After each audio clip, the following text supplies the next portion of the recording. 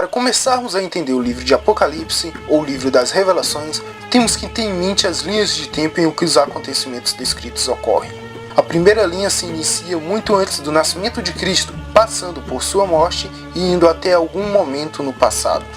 A segunda linha tem início na morte de Cristo e vai até algum momento no passado. Já a terceira linha ocorre desde um determinado período no passado, passando pelos dias atuais e chegando até o dia do juízo. A outra linha de eventos, a quarta, ainda terá início. São os eventos futuros que ainda irão ocorrer. Já a quinta e última linha refere-se à junção de todas as outras linhas em uma só. Esta tem início muito antes da morte de Cristo, passa pelos dias atuais e chega até o último dia, ou dia do juízo. Também temos que saber que as coisas descritas em Apocalipse podem ser literal e não literal, dividindo-se em dois níveis de mundo, ou reinos. O mundo físico e o mundo não físico. Sendo que esse mundo não físico dividiria-se em um mundo espiritual e em um mundo do conhecimento. Também temos que saber que uma coisa pode significar várias e que várias pode significar apenas uma. E principalmente, saber que os acontecimentos não necessariamente ocorrem em ordem cronológicas descritas e que os mesmos acontecimentos ou descrições podem ocorrer várias vezes no passado, presente e futuro, e de diferentes formas. Sabendo desse básico, já podemos decifrar algumas coisas. Primeiro, falaremos das passagens bíblicas, depois das interpretações da própria Bíblia. Mencionaremos algumas interpretações tidas por teólogos e daremos uma nova interpretação, trazendo para os tempos atuais e, quem sabe, prevendo para tempos futuros. Bem, vamos lá. Em Daniel 7, o profeta descreve uma visão que teve em uma determinada noite.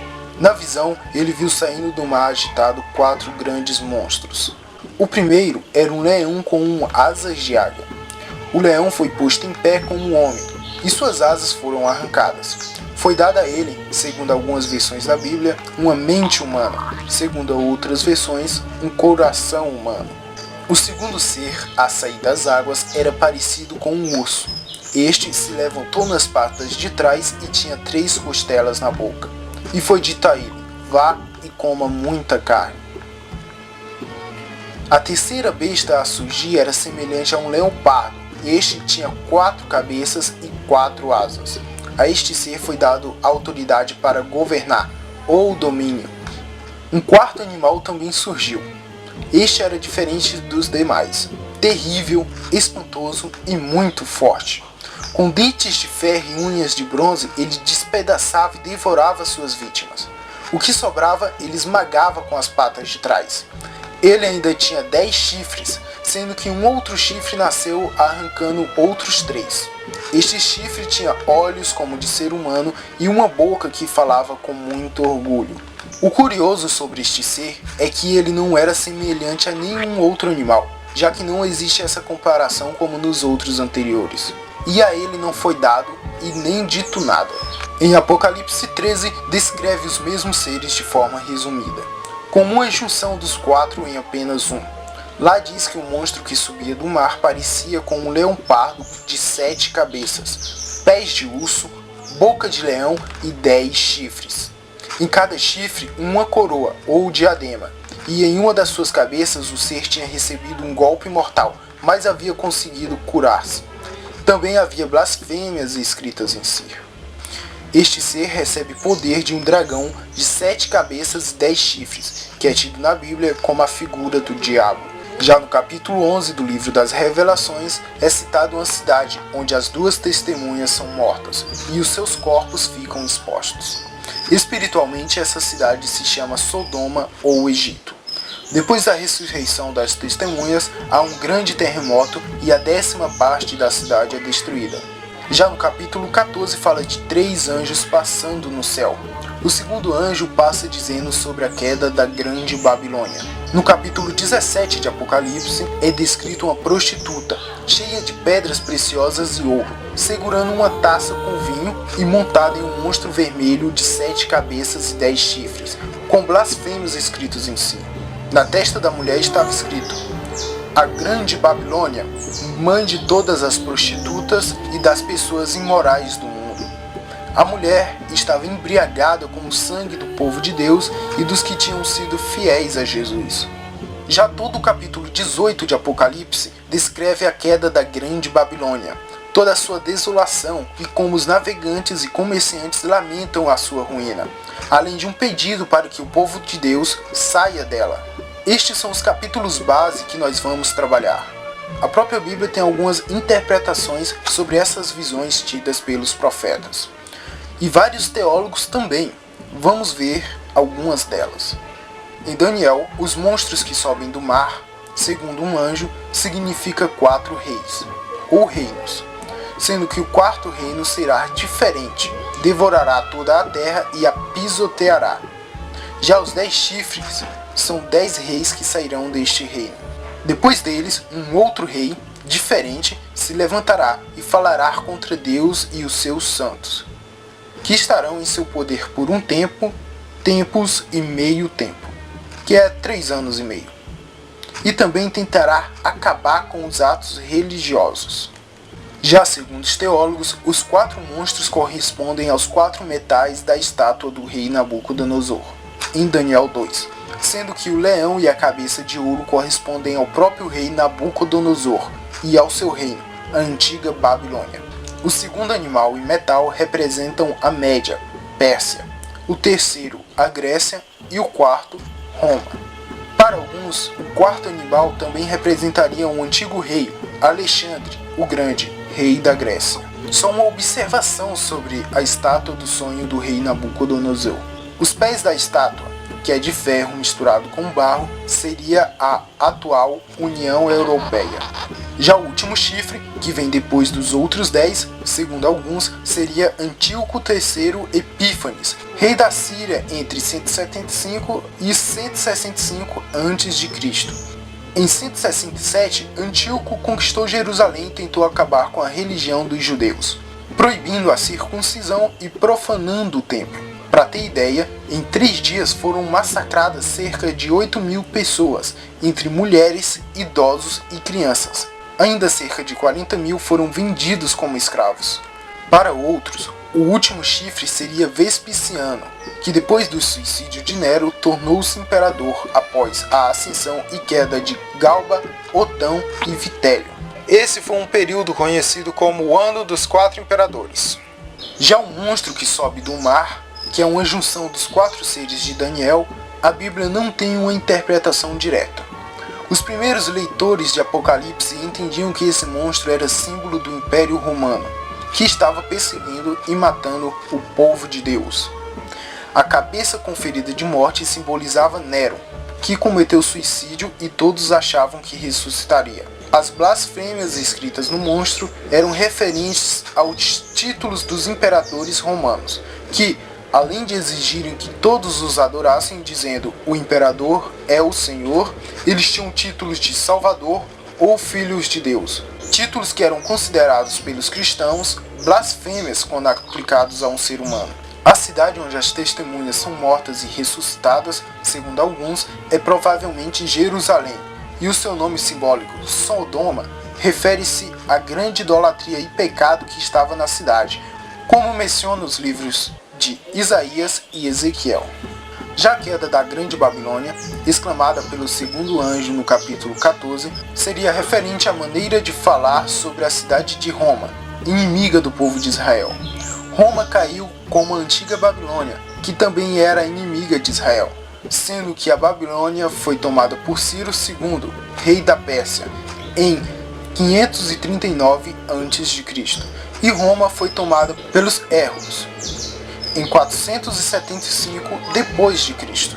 Já a famosa prostituta montada em uma besta, segundo um anjo que segura uma das últimas taças apocalípticas, seria uma grande cidade construída perto de muitos rios. Esta cidade dominava os reis de todo o mundo e com quem eles cometeram imoralidade sexual. E os povos embriagaram-se com o vinho da sua imoralidade. Já a taça de ouro cheia de vinho simbolizava as suas práticas indecentes e imorais. As águas onde ela está assentada seriam as nações, povos, raças e línguas. As 7 cabeças do monstro seriam 7 montes onde a mulher estava assentada, sendo que ela também são 7 reis, ou reinos. 5 deles já teriam morrido ou acabado, um estava governando e outro ainda não havia aparecido, mas quando aparecesse, precisaria durar pouco tempo. O monstro também seria um rei, o 8º, que fazia parte dos outros 7 e que seria destruído.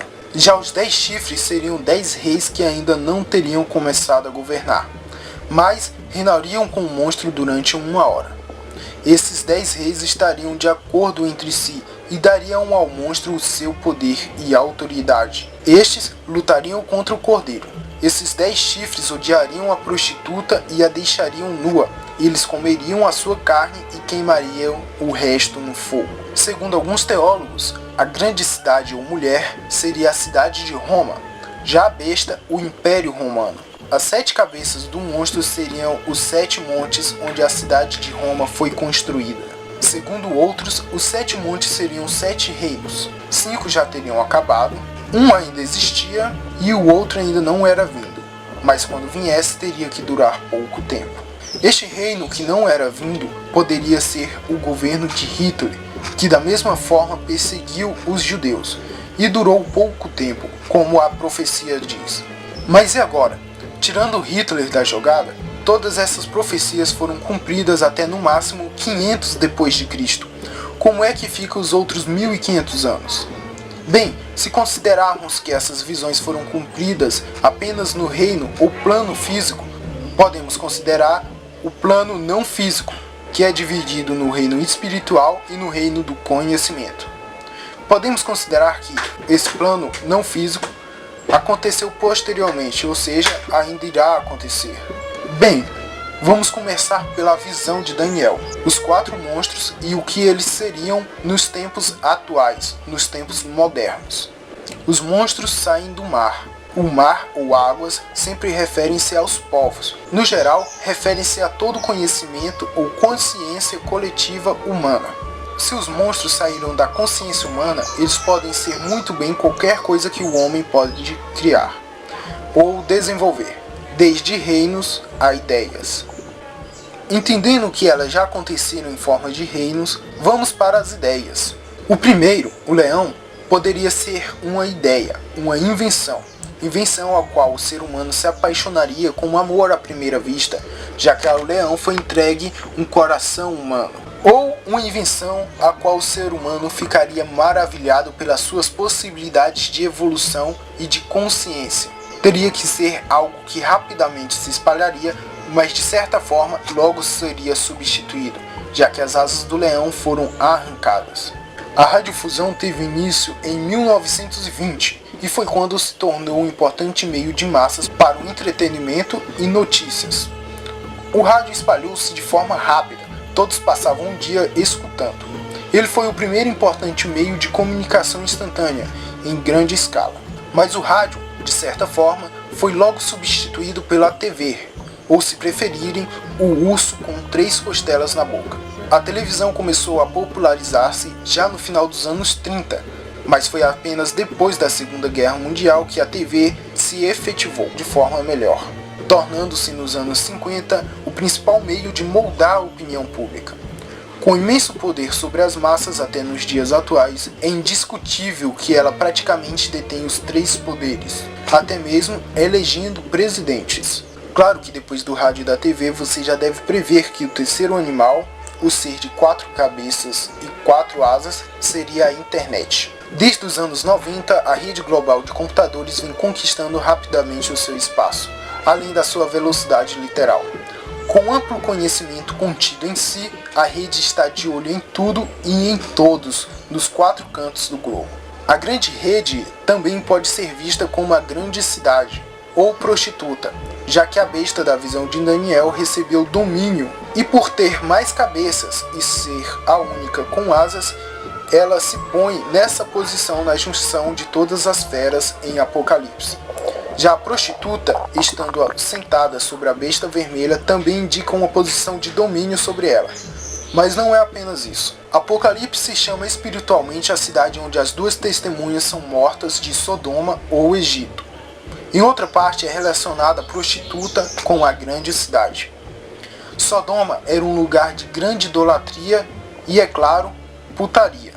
O Egito, além da idolatria e do grande poder econômico, detinha um vasto conhecimento. A grande cidade, ou Babilônia, segundo o livro das Revelações, seria um lugar de comércio e poder econômico vasto, onde se encontraria de tudo, além de sempre se opor a Deus com pensamentos, ideias e filosofia opostos ao dele.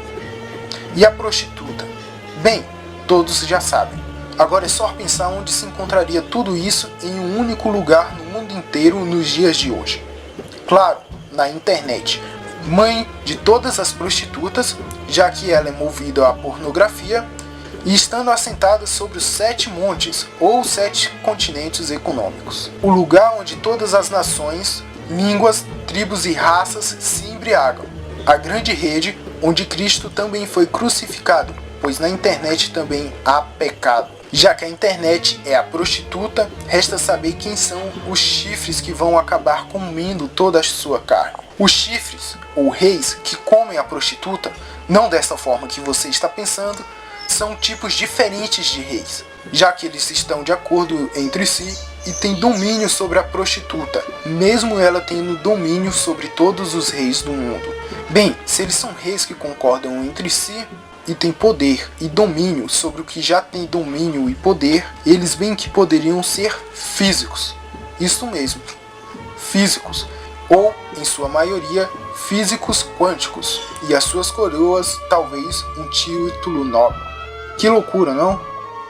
Mas por que os físicos destruiriam a internet? Vamos ao quarto ser emergido do mar com dentes de ferro e garras de bronze. Ele destruirá tudo em seu caminho e fará o seu bem entender.